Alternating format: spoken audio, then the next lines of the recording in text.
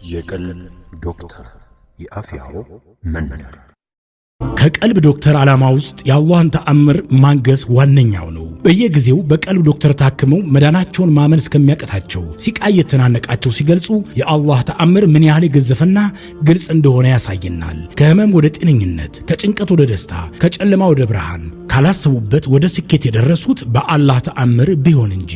ልብ ለአላህ እጅ የሰጠና የተናነሰ ሲሆን ግልጽ ይሆናል።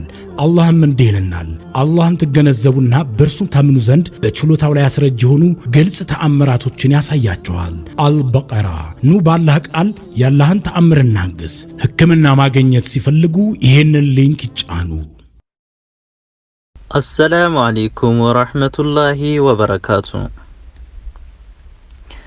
እንኳን ወደ ትክክለኛው የአፍያው መንደር በሰላም መጡ።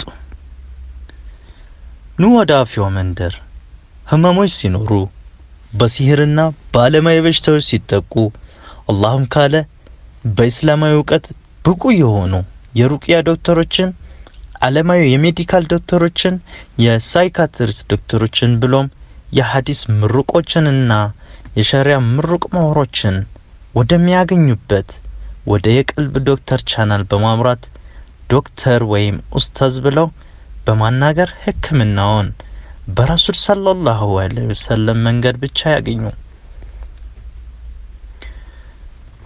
ውድ የቀልብ ዶክተር የዩቲዩብ ቻናል ተከታታዮችና ቤተሰቦች እንዲሁም ያልተቀላቀላችሁ ቤተሰቦች የደውል ምልክቱን አንድ ጊዜ በመጫን የተለያዩ ትምህርቶችንና አዳዲስ ቪዲዮዎችን ይደርሶታል። ማራኪ፣ አጓጊ፣ ልብን መሳጭና አስተማሪ የሆኑ የሰሃባ ታሪኮችን ይቀርባሉ። በድጋሚ ወደ የቀልብ ዶክተር ዩቲዩብ ቻናል በሰላም መጡ። ሰብስክራይብ ማድረግዎንም እንዳይረሱ።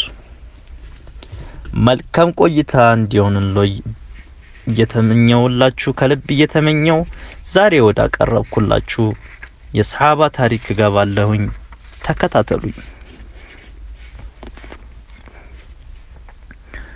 ኡመይር ኢብኑ ወሃብ ረዲየላሁ ዐንሃ ክፍል 3።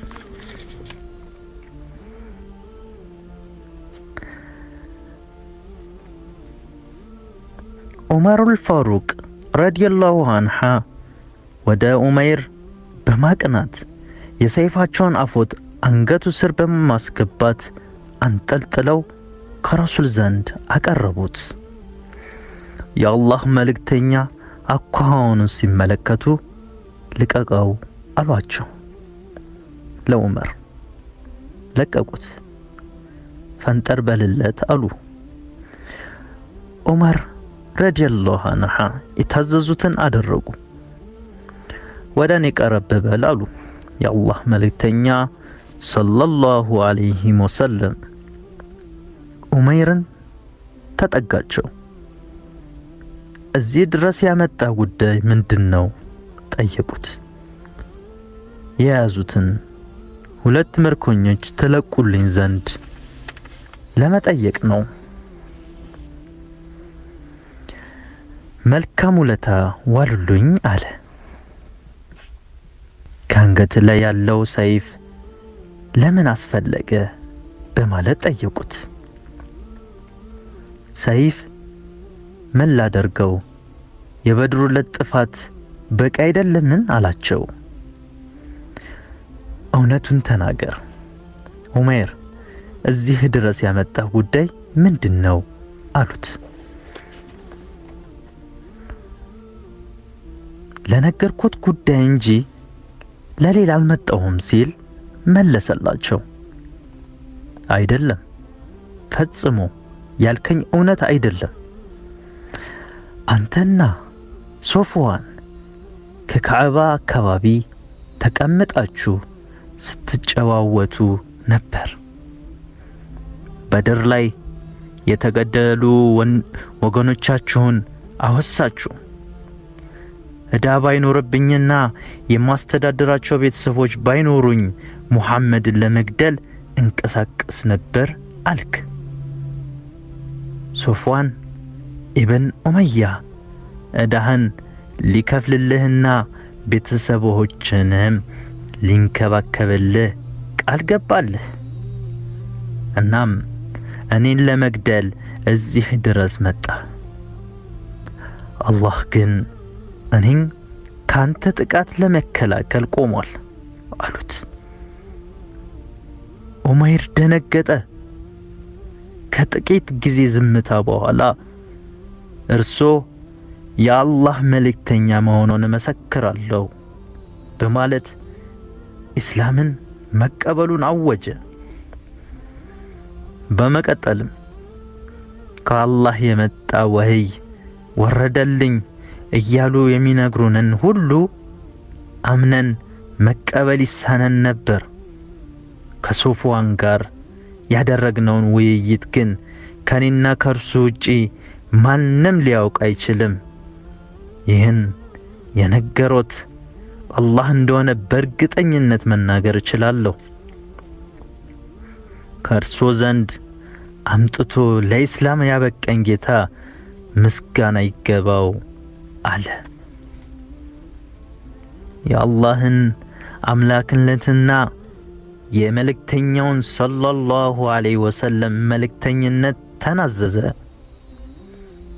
የአላህ መልእክተኛ ሰለላሁ ዐለይሂ ወሰለም ወንድማችሁን የዲኑን ጉዳይ አስተምሩት፣ ቁርአንን አስጠኑት፣ ምርኮኛ ልጁንም ልቀቁለት ሲሉ ባልደረቦቻቸውን አዘዙ።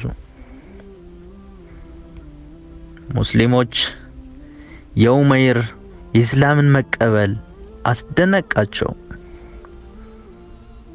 ዑመር ኢብኑል ኸጣብ ረዲየላሁ ዐንሁ በወቅቱ እንዲህ ሲሉ ተናግረዋል። ዑመይር ኢብን ወሃብ ወደ መልእክተኛው ሲመጣ ለእኔ ከአሳማ የተሻለ አልነበረም። አሁን ግን ከልጆቼ ይበልጥ ተወዳጅ ሆነ።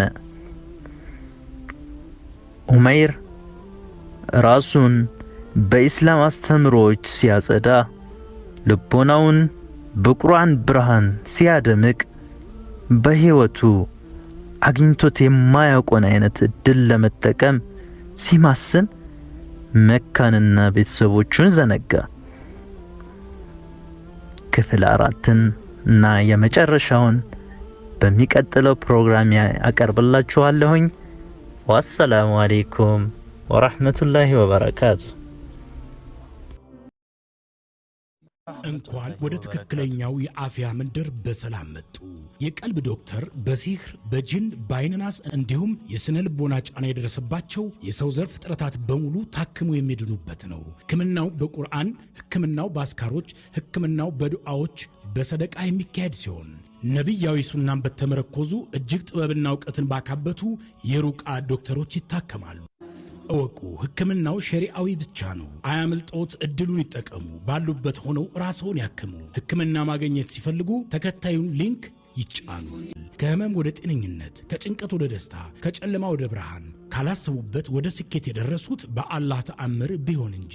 ልብ ለአላህ እጅ የሰጠና የተናነሰ ሲሆን ግልጽ ይሆናል። አላህም እንዲህ ይለናል፣ አላህን ትገነዘቡና በእርሱም ታምኑ ዘንድ በችሎታው ላይ ያስረጅ የሆኑ ግልጽ ተአምራቶችን ያሳያቸዋል። አልበቀራ።